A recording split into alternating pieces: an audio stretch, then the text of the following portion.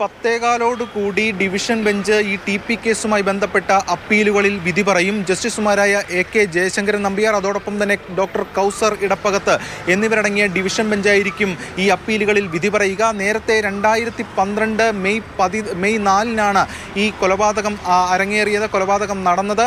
അതിനുശേഷം 2014 ഇതിൻ്റെ വിധി വന്നു. 12 പേരെയാണ് ശിക്ഷിച്ചത്. ഈ 12 പ്രതികൾ ശിക്ഷാവിധി റദ്ദാക്കണമെന്നാവശ്യപ്പെട്ടുള്ള അപേക്ഷ കോടതിയിൽ നൽകി, ഹൈക്കോടതിയിൽ നൽകി. ഇതിന്മേലുള്ള സർക്കാരിൻ്റെ അപ്പീലുണ്ട്. അതായത് പ്രതികൾക്ക് പരമാവധി ശിക്ഷ നൽകണമെന്നാവശ്യപ്പെട്ട് സർക്കാർ നൽകിയിട്ടുള്ള അപ്പീൽ. അതോടൊപ്പം തന്നെ അന്ന് 24 പ്രതികളെ വെറുതെ വിട്ടിരുന്നു. CPIM-ൻ്റെ പ്രധാനപ്പെട്ട നേതാവായിട്ടുള്ള P. മോഹൻ അടക്കമുള്ളവരെ അന്ന് വിചാരണ കോടതി വെറുതെ വിട്ടിരുന്നു. അവർ അടക്കമുള്ളവർക്ക് ശിക്ഷ നൽകണം, അല്ലെങ്കിൽ അവർ അടക്കമുള്ളവർക്കും കേസിൽ പങ്കാളിത്തമുണ്ട് എന്ന് സൂചിപ്പിച്ചുകൊണ്ട് KK രമ നൽകിയ TP ചന്ദ്രശേഖരൻ്റെ ഭാര്യ KK രമ നൽകിയ അപ്പീലും കോടതിക്ക് മുന്നിലേക്ക് എത്തിയിരിക്കുകയാണ്. അങ്ങനെ ഈ അപ്പീലുകളിലാണ് ഇന്ന് കോടതി ഒരു തീരുമാനമെടുക്കുക.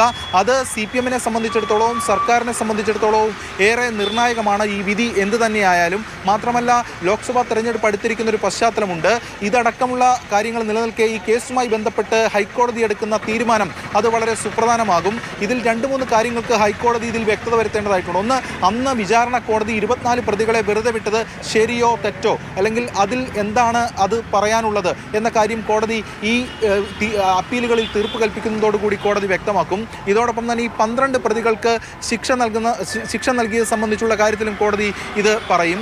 ഇതോടൊപ്പം തന്നെ ഈ 12 പ്രതികളിൽ CPM-ൻ്റെ പ്രധാനപ്പെട്ട നേതാക്കളുണ്ട്. അന്ന് അദ്ദേഹം മരിച്ചുപോയി, PK കുഞ്ഞനന്ദൻ. ഈ ജയിൽവാസം അനുഷ്ഠിക്കുന്ന ഘട്ടത്തിൽ 2020-ലാണ് അദ്ദേഹം മരിച്ചത്. അതോടൊപ്പം തന്നെ മറ്റ് പ്രതികൾ KC രാമചന്ദ്രൻ ഉൾപ്പെടെയുള്ളവരും ഇതിൽ പ്രതികളായിട്ടുണ്ട്. അതുകൊണ്ട് തന്നെ CPM-നെ സംബന്ധിച്ചിടത്തോളം ഈ കേസിൽ കോടതി എടുക്കുന്ന തീരുമാനം ഏറെ നിർണായകവുമാണ്. എന്തായാലും ഈ അപ്പീലുകളിലാണ് കോടതി ഇന്ന് വിധി പറയാൻ പോവുക. ഇതിൽ 12 പേരെ ശിക്ഷിച്ചതിൽ കൊലയാളി സംഘത്തിൽ ഉൾപ്പെട്ട 7 പേർ, മറ്റു 3 പേർ ഇതിൻ്റെ ഗൂഢാലോചന നടത്തിയവരാണ്. അത് PK കുഞ്ഞനന്ദൻ, അതോടൊപ്പം തന്നെ KC രാമചന്ദ്രൻ, കൂടാതെ ട്രൗസർ മനോജ്. ഈ 3 പേരാണ് അതിൽ ഗൂഢാലോചന നടത്തിയത്. മറ്റ് 2 പ്രതികൾ കൂടിയുണ്ട്. ഒരാളെ തെളിവ് നശിപ്പിച്ചു എന്ന കുറ്റത്തിനാണ് 3 വർഷം കഠിന തടവിന് ശിക്ഷിച്ചത്. മറ്റൊന്ന് PV റഫീഖിനും ജീവപര്യന്തം ശിക്ഷയുണ്ട്. അത് ഈ കൊലയാളി സംഘത്തിന് ഇന്നോവ കാർ എടുത്തു നൽകി എന്ന കുറ്റമായിരുന്നു. എന്തായാലും ഇതടക്കമുള്ള കാര്യങ്ങളിൽ കോടതി അല്പസമയത്തിനകം 10:15 കൂടി ഇതിൻ്റെ വിധി പ്രസ്താവം ഉണ്ടാകും. ശരി രാഗിൻ, എന്താണെങ്കിലും രാഷ്ട്രീയ കേരളം ഉറ്റുനോക്കുന്ന ഒരു കേസാണ്. ലോക്സഭാ തെരഞ്ഞെടുപ്പ് അടുത്തിരിക്കെ ഹൈക്കോടതി തീരുമാനം അത് എന്തു തന്നെയാണെങ്കിലും നിർണായകവുമാണ്.